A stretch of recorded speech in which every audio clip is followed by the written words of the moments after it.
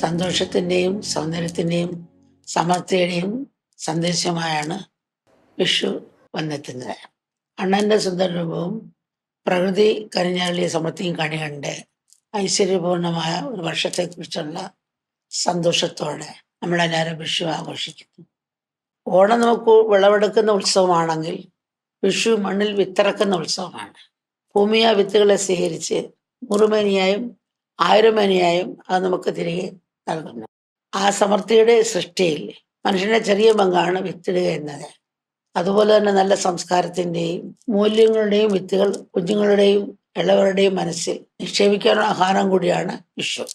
പ്രപഞ്ചത്തിൽ തന്നെ ഒരു ലഘുരൂപമാണ് വിഷുക്കണി എന്ന് പറയാറുണ്ട്. അതിലെല്ലാം ഉണ്ട്. വിധങ്ങളായ പ്രകൃതി വിഭവങ്ങൾക്ക് പുറമെ ഭൗതികമായ സമ്പത്തുകൾ, ആത്മീയമായ നേട്ടങ്ങൾ, വ്യത്യസ്തമായ സ്വഭാവ ഗുണങ്ങൾ, വ്യത്യസ്ത അധ്യാത്മ മാർഗങ്ങൾ എല്ലാം പ്രതീകാത്മകമായി അതിൽ ഉൾക്കൊള്ളിച്ചിരിക്കുന്നു. സ്വഭാവ ഗുണങ്ങൾക്ക് അനുസരിച്ച് വ്യത്യസ്ത മാർഗമായിരിക്കും ഓരോരുത്തർക്കും വേണ്ടത്.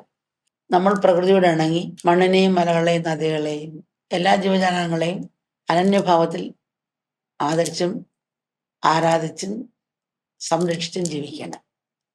അങ്ങനെ നമ്മൾ ജീവിച്ചിരുന്ന മഹത്തായ സംസ്കൃതി നമ്മുടെ പൂർവികർക്കുണ്ടായിരുന്നു. അതിനെ വീണ്ടെടുക്കാനുള്ള ആഹ്വാനമാണ് വിഷു.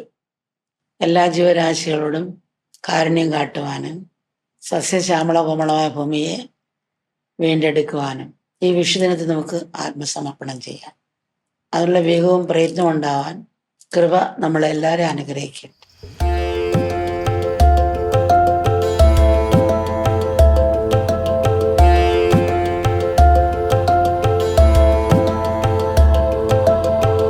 അമ്മയെന്ന ഈ മഹാസാഗരത്തിലേക്ക് എത്തിച്ചേരുവാനായി ഒരു മഴ കുഴി എടുത്തുകൊണ്ട് ഒരു വൃക്ഷത്തൈ നട്ടുകൊണ്ട് അമ്മയോടൊപ്പം ചേരുന്നു.